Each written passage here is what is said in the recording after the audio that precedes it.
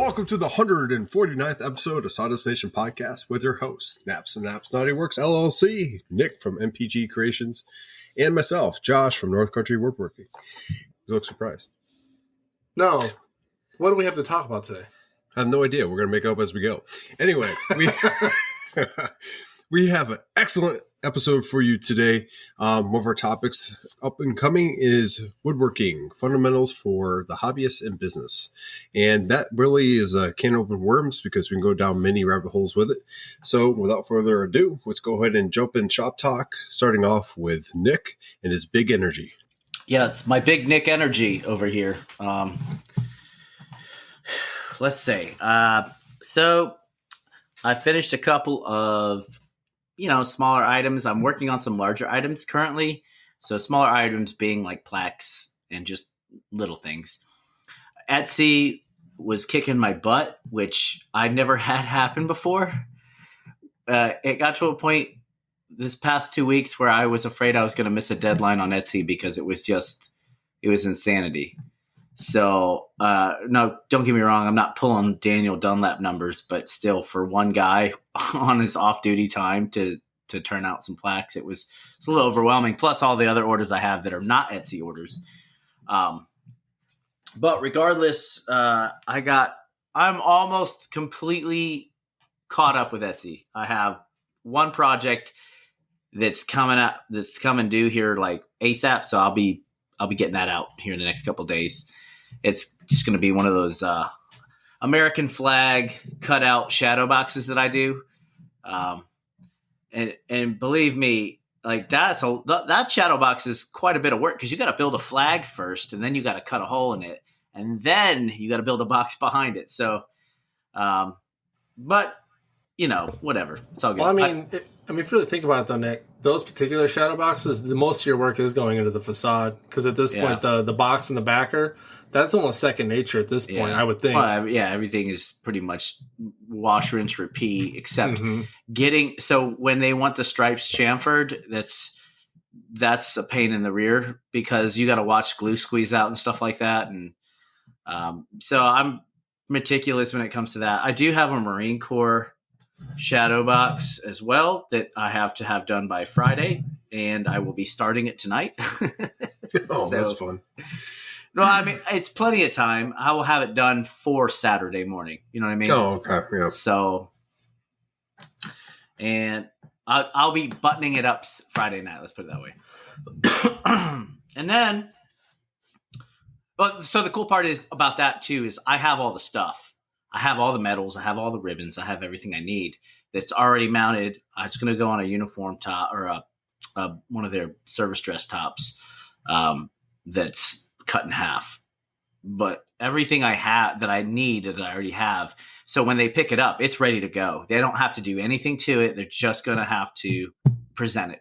So I have a question, Nick. So I've seen the uniform shadow boxes here and there. What? Okay, have you done one of those before? I don't recall. I did two before. Yeah. Okay, so what is the one part you hate about doing those particular boxes? To get so I have to cut out the shoulder pad in the service coat, which is a pain in the rear, because you do not want to cut through. Like you got to be very careful you don't destroy the shoulder of the good the part you want showing.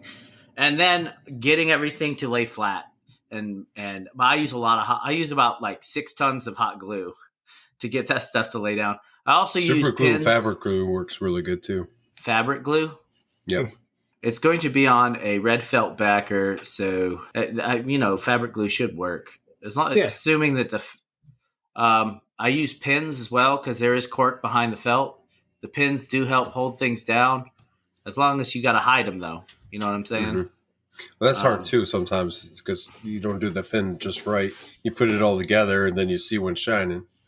Well, so what I ended up doing was I got like blackhead pins.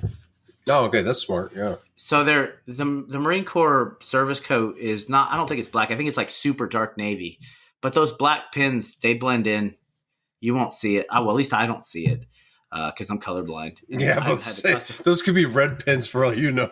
No, so the customer didn't complain or anything like that. But like literally, you've destroyed an entire uniform top or a uniform coat when you do that. So,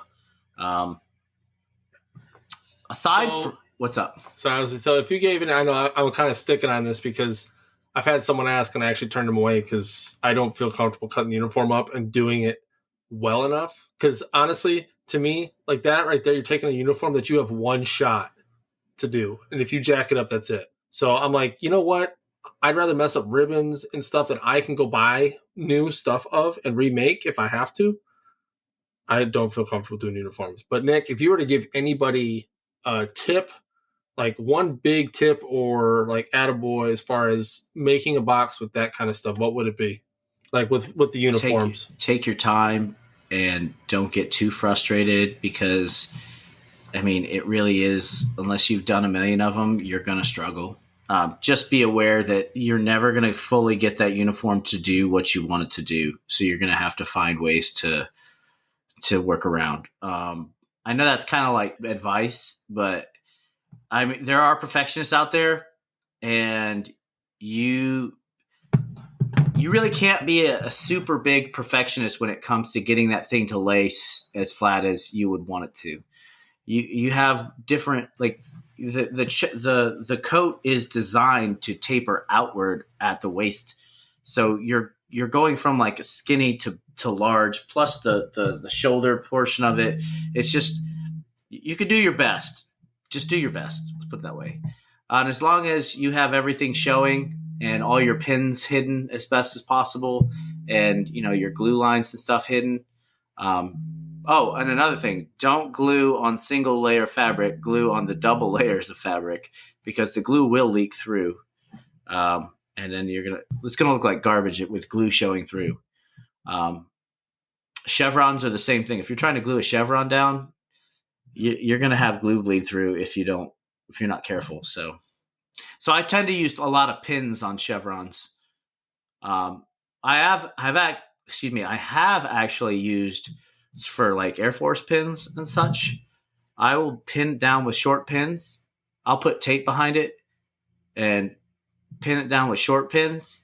And then I'll go and color the short pins, the heads of the short pins with a Sharpie, just to get it to blend.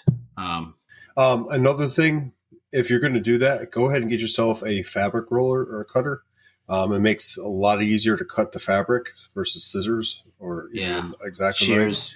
Yep. But that's another thing too. If you do have scissors, make sure you have a decent set of shears for fabric, because fabric rollers work great, but sometimes you need to have scissors to get up inside of things. Yeah. So, what's those little things called? The undo. The de-seamers? The thread de-seamer. Yeah, de-seamers work really well. Basically, you're a seamstress when you start doing uniforms. I did one where I had both style desert and the regular Marine Corps uniform, and I had to piece the left and right side together so it looked like one. And then I took the pant leg from their dress and I put it down in the center. And I learned a lot from that build based on because it was all fabric. I didn't have nothing in the background. It was all the uniform and everything else, and everything was pinned on top of that. So I'm really thinking about not doing shadow boxes. They are so time consuming that I'm really thinking about just not doing them anymore. Fair enough. I'll just send business to Nap and Josh. But I mean, so ones that I don't know, man. It's a slippery slope because it's good money, but is it really for the time you spend on them? So you break it down, break it down into your pay per hour, and then look at your pay per hour for however many plaques you've made. And I mean, shadow boxes are I would say a 25% of my business, but you know how many people I've turned away? I just recommended somebody to Nap literally at 7:42. So that was 10 minutes ago. So they should be calling him anytime now for a project that I could knock out in no time, but I just don't have time for it. It's a plaque. So, well, we'll see what happens. Anyway, back to my shop. The place looks like a bomb hit it. It straight up looks like there's scrap wood everywhere, dust everywhere. It's just a freaking mess. And I'm stepping all over everything to get to different things because I just haven't had time to do anything other than get projects out. I wish I had more space. If I had more space, then I could put more trash receptacles in there and more bins and all that, 5-gallon buckets. I have, what is it, 13 16th planks lined up right inside my front door. They're on sawhorses, so I can't get into my dining room or my kitchen from the entryway. I have to go around the other side if I want to use my dining room my dining room's not a dining room anymore either. It's an assembly / packaging area. So it's just, I have stuff taken over everywhere. I got an order from Uline with a ton of boxes. So, I'm talking like flag style boxes, the ones that are larger, the ones that have the shorter boxes for things like Naps Wiener, just things like that. So anyway, but that's all that's going on in my shop. Just busy. Like I always say, I'm busy, but I have a calendar and I am slammed. So, you look tired, man. You definitely look like you've been jobbing. I'm exhausted. Yeah. Anyway, Josh, what do you got going on in your shop? Just as busy, my friend. Let's see. This last weekend, I did a 2-foot hammer, a flag, 2 shadow boxes, 85 plaques, and designed a whole bunch of stuff. So that was just this weekend. This week, I'm going into another shadow box. I'll be doing 1, 2. I have a 24 by 15 Glock shaped plaque. I have a 4 Loco can, all of acrylic I'll be making for the military working dogs. I have a sign that's due in 3 days, last minute buy. It'll be 29 by 23, and it's going to Canada. I have a whole bunch of stuff. Like the list goes on and on. I'm trying to knock out everything I can before I leave, which has been essentially less sleep, a lot of time in the shop or designing, and just running full bore forward to try to get all this knocked out. Meanwhile, trying to, do the whole Instagram game and everything in between, and come up with different ideas. Been talking with some other makers about potential maker website and stuff like that. That's all in the works. Trying to get the giveaway stuff for upcoming months for us. This is normal stuff. A couple things I want to mention that I did in the shop that I haven't done in the previous, and it kind of leads into the conversation we're having about shadow boxes. Now, I kind of agree with Nick in some ways that sometimes they're time consuming and they're not always worth it because they take up so much time. But I finally made a board for my my boxes, and essentially I can go ahead and build a box and everything while everything's on the CNC. Everything's exactly the same, and I could do everything within a couple hours, minus gluing time. So I've reduced this time probably 75% just by doing this board I mocked up, and it holds everything together when it's gluing. It allows me to cut everything to the exact dimensions and angles I need to. Like, it's just a wonderful jig I made, and it took me a little bit longer with the shadow boxes to do it. But once I did it for the first one, the second one, I literally did everything in minutes. Within an hour, I had everything cut, ready to glue and go. The facade was already gluing up, so I did those at the same time. So I could knock those out pretty fast. Granted, it is for, the Master Sergeant Stripe shadow box I have. But even with a senior in chief, it'll be the same size box, just taller facade. So it should work for no matter what I do. And I'm pretty proud of it, actually. It has all of my notes on there. I'll eventually get down and I'll grave the notes on there with the laser and everything else. But the nice thing about it is I can go ahead and say I get a couple shadow boxes. I can build the back for them while everything's on the CNC. That's big. I haven't been doing that. I've been waiting till they were done on the CNC, building it. The box could shift a little bit, and I have to kind of shift my files to match the box. This jig doesn't allow for that. Everything is exactly the same. And by doing that, it saves me pain. It was a pain in the ass. Let's just put it that way. And now, I can build everything, put it together. So I'm pretty happy with it. That was a big accomplishment for this weekend. And then obviously the 85 plaques for the Mass Sergeant promotion cycle that's coming out. Got that knocked out. Could not have done that without Heather, my wife. We spent basically half the night putting those together and then finishing them. I got that knocked out. And I got everything delivered and shipped out. One shadow box went to Rome, New York. The other one's kind of local to me. And then, just knocking things out left and right. Haven't really had time to play with the lathe at all. Sitting there getting dusty. I did blow up the shop, tried to get it nice and clean, but then between everything, it got dirty again, and I need to do it again. But yeah, all in all, I probably made my last 2-foot hammer here while being here.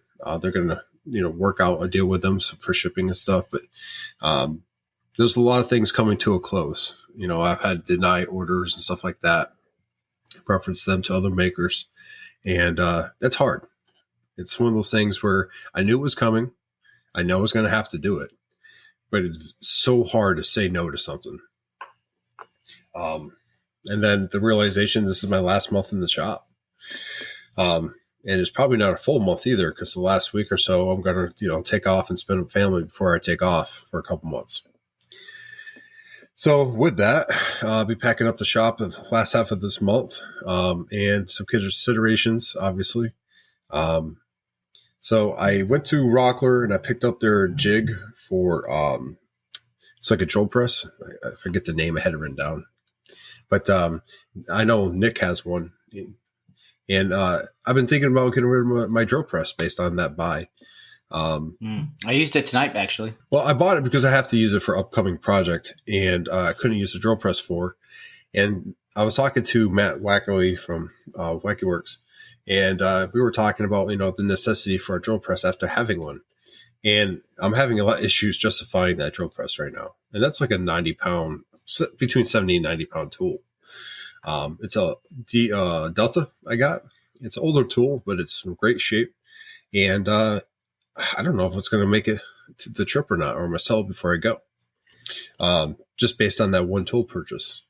So we'll see how that all pans out. Obviously, it's not something that's, a huge player or whatnot, but I will be taking the CNC station and dismantling that and building a new one in the new location, because that station takes up so much room. It doesn't make sense to keep the CNC on it. And I'm going to have to adjust everything anyway, so I might as well just take it all apart. I'll take off the spindle and all that too, and basically be the gantry that would be left and some wires. But yeah, just planning how we do the shop, what's going to make it, what's going to leave. A lot of the shop furniture is not going to go. I built a lot of that stuff when I first started, and it was one of those things where I didn't build it to necessarily last. I just built it because it was scrap wood and stuff, and I needed a surface and whatever. So I could do much better now, and I could do a lot faster than when I first started. And I have enough tools and everything to get it knocked out, make it square and whatnot. So, my, next base, next garage, I'll be making some shop furniture, and then I'll be making some furniture for the house, and utilizing my downtime away from the shop to help Nick out where I can, and also updating my webpage and Etsy and basically all the stuff that I haven't had time for. Learn new programs and such. I just have a laundry list of things I can do when I'm not in the shop, and that's including designing new projects and stuff like that. So essentially, I have a running game plan for when I get the shop set up, and I might not have orders, but I'm going to have some inventory of things that I know I can sell. And then we'll go from there. But it's kind of, I go in the shop now, and that's where I started my woodworking journey. So it's going to be hard to move from here. I mean, we've had our kids here, with a lot of milestones for my family here. So, realizing May's the last month I'll be here and, doing woodworking and, spending time here. It kind of sucks, but it is what it is. And a new adventure awaits in Illinois, or for my wife, Illinois. I always put the S on there to mess with her. But yeah, that's what's going on in the shop. About to start a whole new gig here and be traveling in the beginning of June down to Texas. I'm hoping to see a whole bunch of makers up and around that way. Hoping for a bigger shop, Jason. You're right.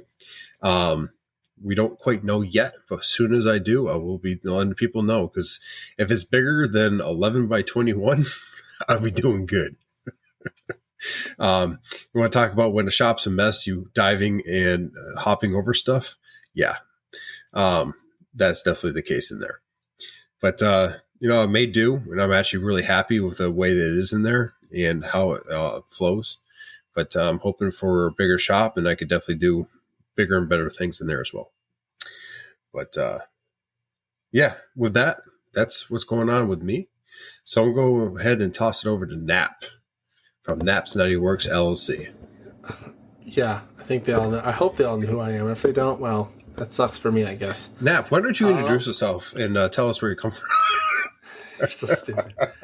Hey, so real quick, before I get into my shop, so a couple things. First things first, Nick, I did find another alternative to the old cork board because the Wally World out here does not carry the bulletin boards that we were buying.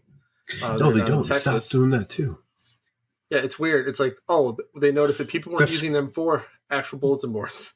They don't carry the foam board that you normally use anymore, and they don't carry the fabric that I use anymore. It's gone. Yeah, I don't know what happened, but either way, I was in need of a quick replacement, and I went to Joann's fabric store. Obviously, that's where I get all my felt and stuff like that, and like the satin material and whatnot that I use for like the decanter and, well, now wedding flute boxes. But I found this stuff. So It is about a 1/4-inch thick foam board. Ooh. And it's built like cork. It has the same retention as cork. It is, $25, but it is 24 by 40. And if you're making, let's say, for example, Master Sergeant shadow boxes, you can do 3 Master Sergeant shadow boxes out of this piece of foam, this foam sheet. So I'm going to give it a whirl around this time around. I tested a couple pins in it, and the pin retention is the exact same as me using cork. So I'll see how that works out for me. And it doesn't matter how rigid it is because I'm going to be putting it on a backer anyways. So it'll be as well rigid as a 1/2-inch piece of plywood that I'm using. So there was that. So if you ever get in a bind, Nick, you can go probably find something like that at Joann's or another craft store. You're muted, Nick. Even Michael's stopped carrying a lot of stuff too. Yeah, it's weird. So I'm just like, okay, well, at the end of the day, Amazon's great and everything, but you don't get Amazon the same day. So, in some cases you do, depending on what it is, but most cases you don't, especially if you don't have a distribution center in your area, which I do not. Yeah. So that was my quick fix to that, and I'll see how it works out with this next couple shadow boxes I have coming up. Cork under laminate at Home Depot. Yes, Jason, I looked into that stuff. I'm sure it would work just as well. I don't know. I haven't really tested that theory. I just ended up picking this stuff up. I know it was something you had mentioned to me before. I'll have to go buy some and give it a whirl as well. But I was saying Hobby Lobby too. Yeah, Hobby Lobby is awesome. But I also noticed that Hobby Lobby is so big difference. So Joann's and Hobby Lobby both carry fabric, but they each specialize in their own things. Like Hobby Lobby has like a lot of like the trinket hardwares and things like that. So like for that box I made, it has a lot of like the little fancy like little clips and clasps and things like that for like jewelry box type stuff, or in this case the wedding flute box that I made. But also Hobby Lobby's not open on Sundays, so Joann's was my go-to on this one. Yeah, wine course there sounds legit. That would be pretty cool, but that'd be a lot of wine. Nothing would get done. Yeah, no, nothing would get done at all. You probably can order wine corks. You can. I'm pretty sure you can. I also thought about the rollout cork, but then again, I don't know. I just haven't given it a try. This just seemed to be like an easier way for me to go about it, because rolled up cork also is curled when you unroll it, which could be a big pain in the rear when it comes to shaping it for a shadow box. And then Josh, for your CNC, as far as packing it away, what I did with the Shipoko before I sold it was I actually got a $25 rifle case. And I cut the foam to the CNC and put all the pieces of the CNC in there and was able to lock it and roll it away in that. So that's also a possibility. Yeah, you're not going to do that with the X-Carve. I didn't think I was going to do that with a freaking one, with a Shipoko, but I did. No, true that. And that thing's got beefier freaking extrusions than the X-Carve does. So I got some beefy extrusions for you. I know you do. So, all right. Anyways, those are the two things I had to add to your guys' shop talks, but now I'm getting into mine real quick. So I did finish, the box is finished. Everything's in the box that Ben had me make for the wedding gift. I just got to etch the flutes now. We went and asked the customer about a possible change to two of them, because the lettering, it's visible. You can read it. It's fine. Just to me, it just seemed kind of small in comparison to two of the other ones, because they had 3 lines rather than 4 lines of font.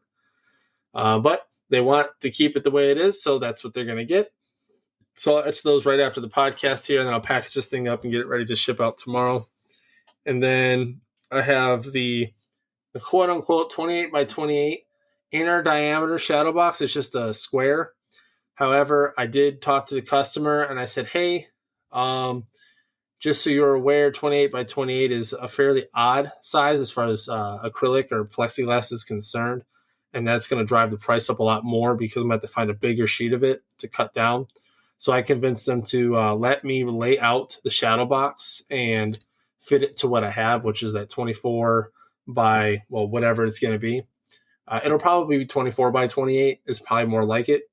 It'll have the Air Force flag and American flag in it, as well as a couple extras. I'm putting photos in this one. I've never done photos in a shadow box, so I'll probably make like small frames with some, plexiglass or acrylic over it, so it looks like it's actually framed inside the shadow box. That's due next week, but I'll probably get it done this weekend, because square shadow boxes really aren't all that hard. Or in this case, rectangular. And then I got pegged for 2 more Mass Sergeant shadow boxes, one of which is going to go to undisclosed location. And then the other one's going to Florida for another friend that's retiring. So that's pretty cool. I get to make a couple more shadow boxes. Now, where Nick was talking about earlier, where it's like shadow boxes may not be worth it all the time, I can agree in part. So like the Chevron shadow boxes, those are worth the money to me, because they're easy to make. They're more repeatable. It's when you start doing like the more custom stuff, for example, like when he did that Buccaneers one. I mean, I'm sure he charged appropriately, but there's still a lot of work that went into that, especially because I think he said he had to redo a part of it. And that obviously costs, more money. Like with that half Arnold shadow box that I made, that was a first for me, the way I made that one. So that one did take me a considerable amount of time more than it would have to just do a regular, Master and shadow box. What's up, Josh? Sir, yes, sir. I'd like to know, would you change anything in the production of that shadow box, or the way it looked? Of the one that I have now, or the one that I made recently? Half Arnold, yeah.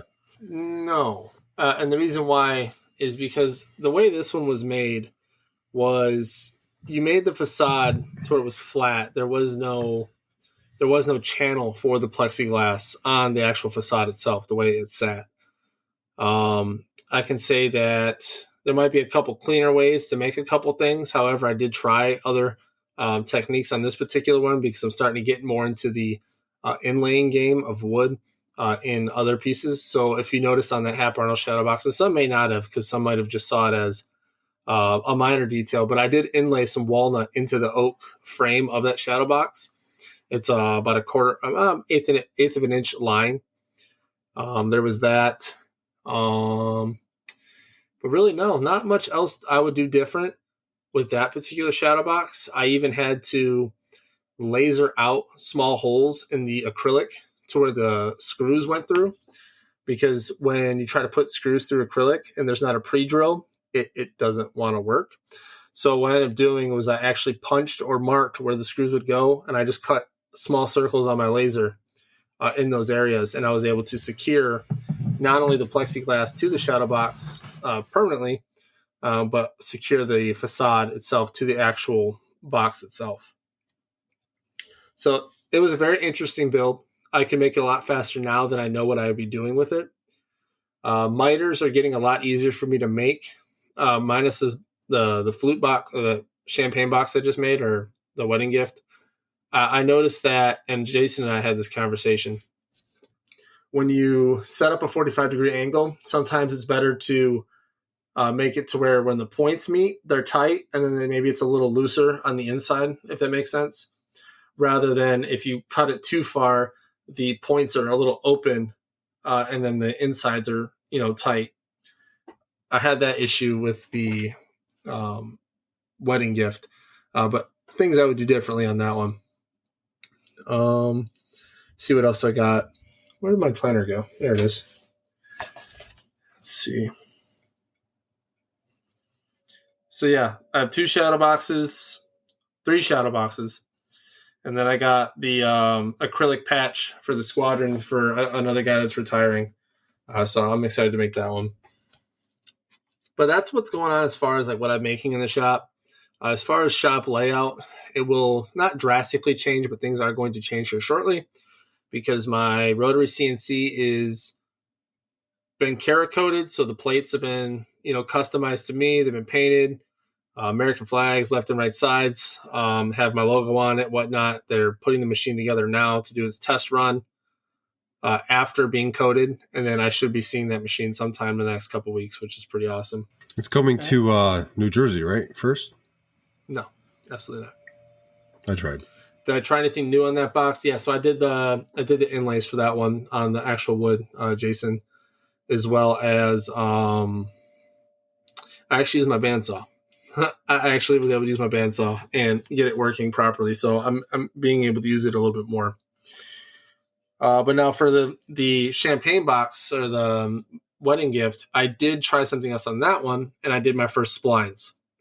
I've never done splines on anything before, and those actually came out pretty good. Mind you, I might have to rework the jig a little bit so I'm not making multiple cuts on it and destroying it in the process. Explain, please. Okay, so when I first made this, and of course the light is not doing any justice. When I did these ones, I obviously just flipped it and continued the cuts, right?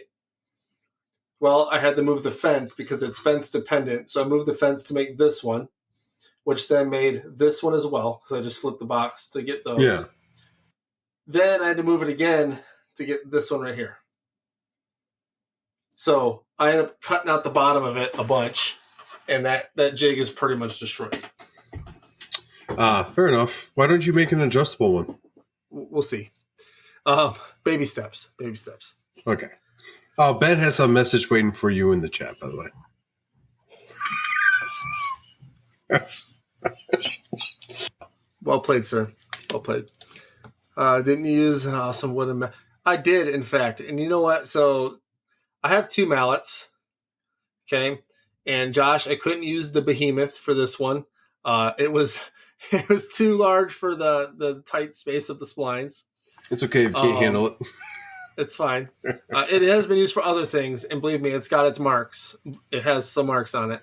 But I used the mallet that Stan made us for the 100th episode. So I had never really used a mallet for actual woodworking type things in this regard. I just haven't had the time or had the use for it that way. It was more of like a showpiece for the time being until I found an actual use for it. But I'm starting to do some more traditional woodworking techniques like splines and inlays and those things, and actually using a mallet. It's definitely proven to be. I can see why people use the wooden mallet because it's just more suitable for those things. It doesn't destroy the wood when you're doing what the hell. See, yeah, so dumb. I can't even repeat that. I'll do it for you. It was too large for those tight spaces. Jason, I think you hit it on the money. Yeah. But yeah, so I'm going ahead and I'm trying to get some more traditional techniques in there to show. I can machine things, but I also want to show that I can also do the traditional stuff as well. So I'm starting to dive a little more into that kind of stuff. But other than that, for traditional stuff, I'm sorry, I don't mean to steal the show from you at any point. But like once you start doing it, you almost find different reasons to do it. Like for the first time on these, just one of these shadow boxes, I had a void in cherry. Like I cut the shadow box out and there was a void on the side. So I had to like chisel out a square piece out of there. And then I took some scrap and I infilled that. And then, obviously use my planes to plane it down and get it nice and level and flat. But I mean, like, as I'm doing it, I'm like, I should. More force and more oil, Josh. I had no problems. It sounded like Knapp had some issues, though. Like I said, I carved out a nice void and got to replace it with some fresh wood. And I mean, that kind of stuff is great. Being able to do that or make a mistake and be able to do that same kind of process to, recover from the mistakes of starting over. Sharp chisels and good hand planes work well for that kind of stuff. So I like seeing that side of you, man. You're starting to use your mallets, start banging things in the shop. Yeah, I'm banging a lot of things in the shop. Yeah, man, I'm trying to do that too. I'm trying to bang some. Never mind. Well, it would help if your Avid was up and running. Hey, I ain't gonna lie. This chat though, when you were talking, Nick. Oh my God. The Avid remarks just coming out of the woodwork, so to speak. I saw it. I'll say on that real quick. So I don't know if y'all have noticed, Sawdust Nation podcast. Now we're done talking about shops. We're taking a different turn as far as how we're showing our stuff, doing the whole social media presence and whatnot. We've been releasing the clips for the Sawdust Nation podcast episodes to get people, more, I guess, interested or get more listeners and whatnot. Give us feedback on those clips. Well, more specifically myself, because I'm learning how to do the video editing stuff, and I would like to think we're getting somewhere with it. We did the little promo thing this last time. I didn't like it. It was terrible, but we're getting there. So give us some feedback on that stuff, so we can keep pushing out some good social media content as well as the content we give you all for the podcast. But yeah, it's a learning curve, man. You're getting there, and you know what? Something new, and we'll get better as we go. So I think in the long run, it's going to help promote the episodes and really give people insight in what we're doing here. And Jason asked a question here about the splines thing. So there's a couple ways you can do this, but now that I've have a newfound love for my my bandsaw now. Now that I'm using it more. Whoa. I want to hear about your bandsaw. Okay, disclaimer. The bandsaw, I'm still having issues with resawing. For some reason, when I start getting through like parts of a resaw, it smokes, but the wood's not burning. Something's rubbing somewhere it's not supposed to, and I'm still trying to figure that out. But when it comes to, like, when I made the Hap Arnold, I had to cut a small notch out to fit the shadow box on it appropriately and actually secure it to that frame, but also cutting the splines. So I was able to freehand cut all the spline ends off and sand it down after the fact. Now, the oscillating tool, I think that could work pretty well. But here's the problem with the oscillating tool, and you guys correct me if I'm wrong. It can be fairly violent. And when it comes to the splines, when I was cutting one of them in particular on the bandsaw, it actually ripped a part of the corner of one of them off instead of just cutting it, completely clean. I had to actually take it. What Josh was talking about. What blade are you using, though? Probably not the one I should do. 3 tooth per inch. Yeah, it's resaw blade. Boy. Yeah, that's why. Well, okay, yeah, it's more of my fault. Okay, it's more of my fault. I get it. Remember, lack of use of the bandsaw equals lack of experience. I have to purchase some more blades to do a better job with that stuff. But I did have to notch out a piece of walnut off of one of those splines that I had cut off and actually CA some of it and sand it, and you would never be able to tell that I ever ripped it off. So Yeah. man. So that's a problem when you're using the resaw blade for fine stuff like that. Yeah. But if you were to say get 2 bandsaws, right? Keep one with a resaw blade on it and one with the fine tooth blade on it or fine tooth band on it. Me here, Nick. Well, I did it for a long time, and it worked out great. Heather goes, you should change the intro song to the compilation of all Nick's noises during an episode. And she goes, Nick, I'm going to send you some fidget toys to use during episodes. I can't help it. I'm fidgeting. See, Nick just suggested something I would love to have if I had a larger shop. If I, a small bandsaw for basically the finer stuff, and then, obviously my Recon, and I would use all the time. Yeah, I love the bandsaw.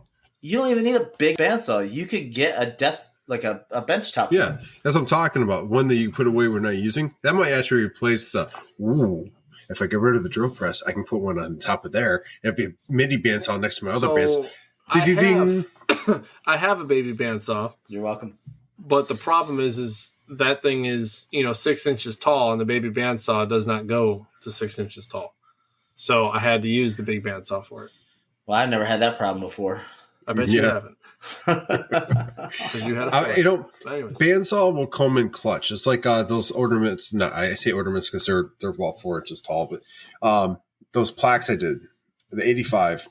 I took cherry. I was able to resaw it in half, and then obviously get them nice and flat. That saves so much wood and time. Like I was able to do that within, I don't know. I did 6 planks all together, and they were 24 inches long, and I don't know, 7 inches wide. And I was able to knock that out. And I was, the right blade, the right bandsaw can definitely help you knock a project out. Mm-hmm. I love that thing. But yes, newfound love for the bandsaw. I found its uses. Now I just I really need to watch the Snodgrass video again and just retune my. He shows up in some of the woodworking shows and stuff too. So if you keep an eye out, you might be able to catch him in your area. And he's a great guy to talk to. He'll teach you some tricks and tips. And then he has some jigs and stuff. I forget the brand off the top of my head. That really pretty good for most bandsaws. But I mean, I'm glad you're starting to work with that, man. I was jamming out when I was using mine. I love it. I did that video, the reel, when I was doing it, and I think the bandsaw, the router are 2 of my favorite tools in the shop by far. You can do so much with them; it's crazy. Yeah, eventually I'll get it tuned to where I can do stuff like Feldhaus with his crazy freaking cutting boards that he does, his weave cutting boards. Yeah. His stuff is super tuned. His is, he does some crazy cuts with that thing.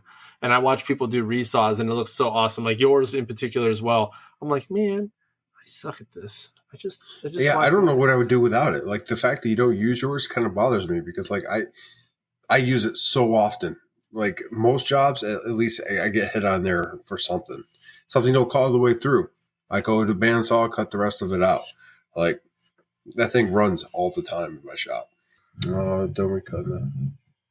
Who is this you speak of? So his name is Alex Snodgrass. Yeah. He's I would like to call him the bandsaw whisperer. Guru. The guru whisperer, whatever you want to call it. You watch his videos and your bandsaw will do everything you'd ever want it to do. Me personally, and Nick talked about patience. I just don't have the patience for some of this stuff, and I'm starting to learn that. And maybe I should just learn the patience so I can get the maximum efficiency out of my current setup. So, yeah. Oh, okay, Nick's back. But anyways, we got any topics we wanted to cover, Josh? Or? Yeah, let's talk about 2 kids fighting. Oh yeah, with strep. That's good. Yeah, who won? I had to break them up. Did one cough on the other, and the other one went, "Oh my god, I love." They're both on antibiotics, so for different things. So Are you clipping your nails? I had a hangnail. on YouTube, Jason. I have a hangnail. There it is. Got it. You want to see it? Yo, that's going in there too. It's right there. Come on. It should be literally Nick and all the noise, like the keys, nail clipper. Like, I'm surprised he's not vacuuming at some point. You know what I'm going to do for this next video? And I'm going to do this just for Heather, okay? I'm going to find different sound clips of Nick making noise, and it's just going to be a freaking compilation of his, like, do you want to hear Nick make a lot of noise like this? And it goes, like, through the whole thing. Then become a Patreon of the Sauna Station podcast. Watch us live and raw. I can't help it, man. I got nervous energy. Hey, so Heather has a great idea that we should do the same project. Oh my God! But do Kill you. but do a video while doing it to see the different processes and how the same idea could be made so many ways and can turn out different as well. So basically, we all do the same project. We do a video of the process and then a picture of the end and see, how we do things differently. I'm sure we do some things the same because, we've been, doing this for a while and kind of back and forth. But I'm sure there's things that we do differently as well. And I'm curious on the outcome. So maybe we can have a Patreon choose. Have the Patreon choose the project. Ooh. Keep it simple. Yes. We don't need something like a 5-day project. What that mouth do? What do you got going on over there? I don't know. You just put something against your face. Oh, my bat? Oh, it was the other end. I was like, what's that? I'm super happy about this. Like having this tool, like I've been wanting one for so long. A bat? What is that? Wait, hold on. What is that meant for? Oh. No, that bat though. What are you being? Oh, I'm not using it for anything really. I just made it. I want to see if I could do it, and I did it, and now it's good for like rolling out muscles and beating. I mean, correcting Sure, yeah, that's what it's for. It's for the prostate. Slather some Bloaties oil on there, and you'll be just fine. Jesus. Let me go put this back on the lathe. Actually, you say that. Where'd it go? I'm going to tell you what, this episode is just full of rabbit holes and randomness, and I love it. Amazingly, when you start turning, everything looks like everything you do. I was trying to do a little top, and it broke on me, and this is what I ended up with. And I gave it to the wife. I'm like, here, a little prize. Top, right. And she goes, you should probably sand that. Oh, look, there's Heather. Why does she have a knife? No, every time she walks with a knife, she goes, knife, knife, knife. So I'll know. But, put that as the video. No, we'll get rid of the audio, and it'll be like, what do you think they're talking about here? The disturbing part is Josh had to stand up to pull that out.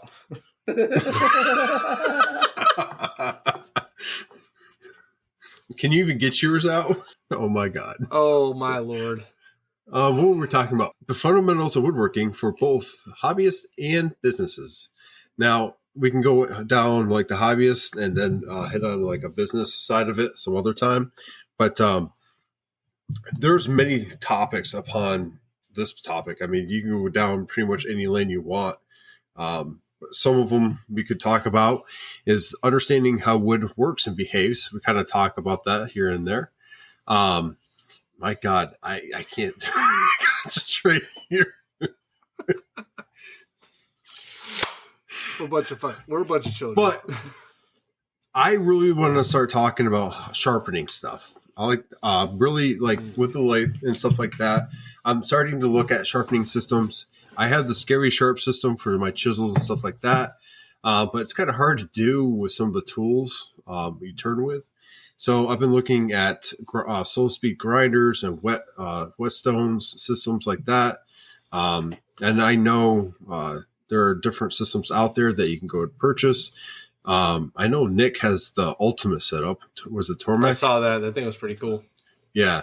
Like I wish I could go ahead and find one of those on Marketplace, but there's one for sale around here. It's the I think it's V7. And I'm not sure what the difference between the 8 and the 7 is, but it looks the same to me. But I don't know. We'll start off with Nick with sharpening stuff because I think Okay, now go. No, I was just gonna say, you know who would be really good to talk to about that is Eric Pennington, because he does a crap ton of turning. Yes, but That's he does true. a lot of carbide stuff as well. He does have traditional tools, and he does the slow speed grinder, because I have talked to him about it. I've been reaching out to basically everyone, and I'm trying to find the all around best solution, because I would like to get one system for all my tools. So Okay. you can buy my system that I use rarely for. Yeah, but I don't want to buy it for $800. I could It would buy be $800. Okay, well, I still have one that I don't use very often. So if you need to borrow it, you can borrow it, or if you want to buy it, you can buy it. fair enough. But I use a Tormek. Knives, fucking knives, chisels, and that's really all I need to sharpen. Because I don't use it. I don't have turning. I don't have to have the capability to turn. Most of my stuff is non. I don't need to sharpen the tools that often. But I could probably just get away with whetstones. But once you do have the Tormek set up, or I have the T8, once you do have that set up, your sharpening is so fast. And most of the time, it's just touching up stuff. So, but what if it's like, okay, for example, as Josh talking about with the turning tools, because you can do chisels, you could probably do your flat. No, they have jigs for all the turning tools. Really? You can buy, and they're usually about $30 per jig. So there's a crossbar in front of the stone that each jig slides right onto, and depending on what you're sharpening, it will rotate left and right, so you can get the bevel and stuff on like your gouges. So yeah, I'm not gonna tell you how I've been sharpening my stuff. I can tell you without you saying anything. You're not. Oh well. Let's say Orca sandpaper is really nice. No. Homie, let me tell you something. When times are tough and you need to clean a chisel off. Look up the Scary Sharp system, and it's honestly not that expensive, and it works great for chisels and stuff like that, touching up. It's not that expensive, which makes it accessible to a lot of people. I have diamond sharpening system. I have the Scary Sharp system, and I have no complaints about them other than it takes time. So, okay, to be fair, the chisels I have, actually, apparently Eric uses Pro Edge. I don't have chisels that I feel, not that I don't think any chisels are not worth sharpening, but I can say the ones I bought are not like your top of the line chisels, and I probably could sharpen them with the Scary Sharp or the Tormek or any of those things. If I'm going to do that, I'm probably going to get, a set of like Stanley Sweethearts or something like that. So a nice set that I'm not going to use for everything, because everyone has that set of chisels, and if you're a maker and you don't have a set of chisels that you've used for literally everything between popping can lids open and all those things, I call you a liar, because I have my first set of chisels, and those things, they'll never hold an edge again. There are so many, like there's just, it's bad. And they're used basically for everything. Everything I want to use my good chisels for that are not appropriate, I go to those old Craftsman, the 3 set that I bought, and I go ahead and use that. And then keep my good chisels safe. Don't use it for scraping glue. Well, Not my chisels. I use basically a paint scraper, and I sharpen that. I've done that, but I've also accidentally taken some wood off doing that. Another good thing, I don't know if you guys have seen this trick, for like corners, use a straw, bendy straw. Yeah, you can do that. Yeah, you can do that. Or you buy the like $30 carbide scraper from Woodpecker. They have one of those too. I have scrapers. They're the ones from Woodcraft. How do they work? They work all right. But those work fine. It's just I find if the glue is still a little gunky, you definitely have to clean it. So I wouldn't use a card scraper to remove glue. Those are more for like fine tuning, like a surface or something like that, or where you can't get like your sander. But I mean, for like glue, the straw works well. You know, a little bit of a napkin or something that's wet, you can get it in there pretty good. There's also tools you can go out there and buy. Like I said, Woodpecker has one, but so check it out. I use the card scraper for the corner of it for when I'm doing chamfers on the flags in between the stripes.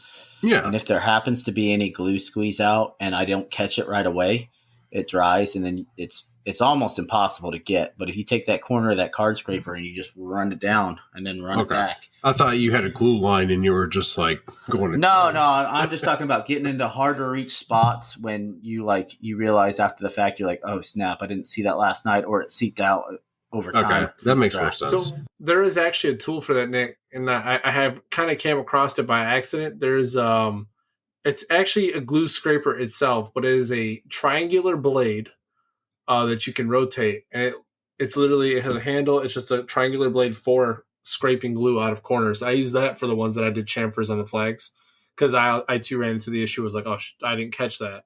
I mean, that scrape it. Not for nothing. That chamfer look is I think it beats just a flat look, but at the end of the day, it is a pain.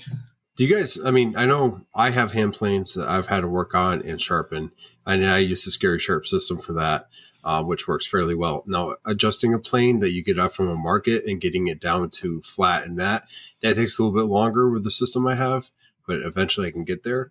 I'm not sure. Nick, do you have any hand planes? Not anymore. Got rid of them? I gave mine away. Yeah. I didn't need it. I mean, I don't use it. I figure if it's taking up space in the shop and I've only used it one time and that was just to dick around with it, then why not? I just give it to somebody that I know will use it or appreciate it. It's just collecting rust, Not even dust, but rust. Yeah. No, I mean, like those blades you have to keep sharp and they oxidize if you don't use it just for ambient temperature, or like the moisture in the You're air. You're talking a long time. I mean, it takes a while. I'm talking like 6 months, man. Like I don't touch it. So it just starts to collect rust. So you should especially probably on the face too. You got to use it or you lose it. But yeah. What about you, man? I've got 2 hand planes, and I do use them from time to time. I typically use them, so I try not to use them on dried glue on the seams before I send it through my drum sander, because some pieces are too large to throw through a planer. So I use my drum sander, and glue can be really harsh on sandpaper. I mean, you can clean the sandpaper on a drum sander, no problem, but I can say it is a little harsh and can really jack up some sandpaper if it catches wrong. So I'll take my little block plane and I'll hit the glue spots. But then also sometimes if, like, let's say I put a caul or something on a board and I'm trying to keep like them relatively even, but for some reason the caul isn't tight enough and I still get like, that 1/8 inch gap between, let's say, this board over here and then the middle board, and then this other one is just kind of off as well. I'll actually take the hand plane and I'll knock down the edge a little bit, so that way when I start sending it through the drum sander, one, I'm getting rid of that extra glue that's on that seam that's there for no reason. But 2, to me, it just helps. It just helps the drum sander along, to be honest with you. But I don't really use it for much else. Actually, I did use it for for knocking down some of the splines a little bit before I hit with the sander. So after I did the bandsaw, I did knock down some more with the planer, but not a lot. But yeah, that's really the only time I use them. Well, my next logic is that Avid, the next giveaway. So stupid. Nick, I don't think you're going to live that one down, bud, until you get up and running. Like, when you get that thing up and running, I better see hey, all you haters out there, fuck you. I mean, well, by the time I get it running, it'll be obsolete anyway.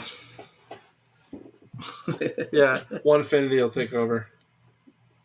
So, anywho. Speaking of, you got your Infinity, didn't you? No, it didn't come in. I can't wait till it comes in. They're a little behind, but anyways, it's all good. So am I. But on that, I did have another thing as far as glue and stuff like that, but we can save that for next time because You want if to you hit it want. now? Yeah, why not? Yeah, so real quick, and this is just more of a gee whiz maybe for me. Okay, when you guys are doing pieces, right, and you're gluing, and sometimes you miss, let's say, a spot, or you wipe it, and it looks like it's been gone, but then you go to finish something after you've sanded it, and you have that one or two freaking spots on there that you knew glue was still there, and it leaves like an off-color spot, if you will. So like when you go to like stain, or you go to do like a poly, and it leaves that yellowish mark. How do you guys get rid of that without wrecking stuff? Very sharp chisel. I don't do it. You're not helping Nick. No, so I'll take the sandpaper and run it over again and start sanding again. Okay. I mean, like, you're not going to get rid of you. So if you're using a chisel, that's one way to do it. But if it's so thin, and I just find it easier to run the grits over top the plaque or whatever face I'm doing again, and run through the grits real quick, and it'll go away. And I've been going to like 300, 320 or whatever, just so 120, 240, 320 or 340, whatever it is. So it gets rid of any of the swirl marks. If there's really no swirl marks anyway, not with the marker that I use, but yeah. And then I'll blow it off, put some, what do you call it? I'll use rubbing alcohol I use rubbing alcohol now. I used to use denatured alcohol, but the rubbing alcohol works just as good, and I can get it a lot cheaper. So I just wipe it down, and it automatically just evaporates after you put it on there, and then I'll take it to put poly on it or whatever. Josh, what do you do? Like I said, I use a very sharp chisel. Even areas I can't get into with a sander, I'll use a sharp chisel, because if the chisel's sharp enough, it will be a good finish. Like, you won't notice a difference. And if, I go a little too deep or whatever, I will hit it with some sandpaper. But for stuff like that, the chisels I have are great for stuff like that. I have different sizes, and I get in there and just take off that surface layer and go ahead and hit it again. You will never notice the difference. But yeah, I was just curious, because I ran into that again with this as well, and I did what you did, Nick. Just sand it and then clean it off, pretty much. I just didn't know if there was any other ways to get rid of it.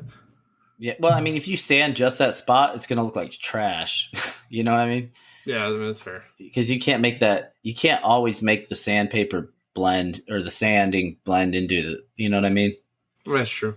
So I just better safe than sorry. Normally, it's not a very large surface that I'm working with, 8.5 or 9 by 11, or even if it's a trunk, like, yeah, you're not going to spend all night sanding again. You're just getting it to do what you want it to do.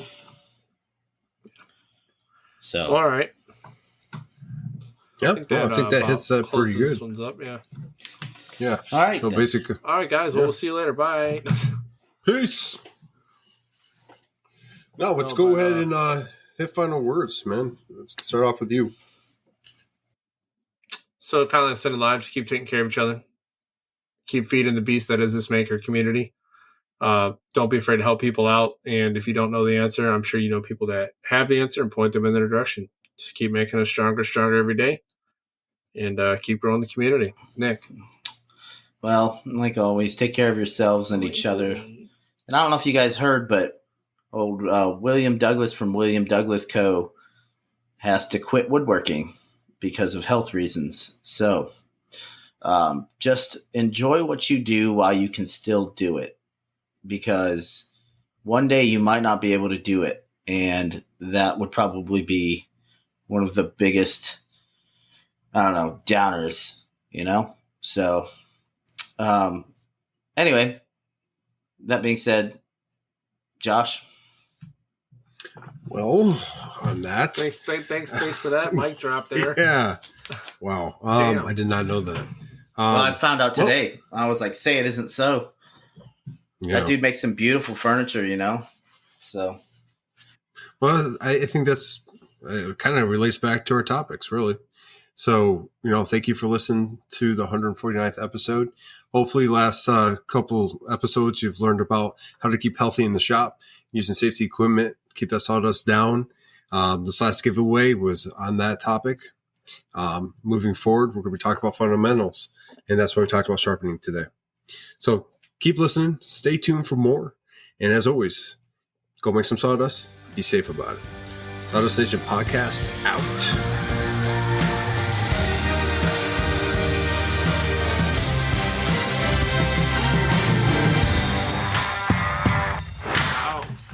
Out. And Tim hits us with that last one-liner. Keep perspective. Be humble. Don't be a BJ.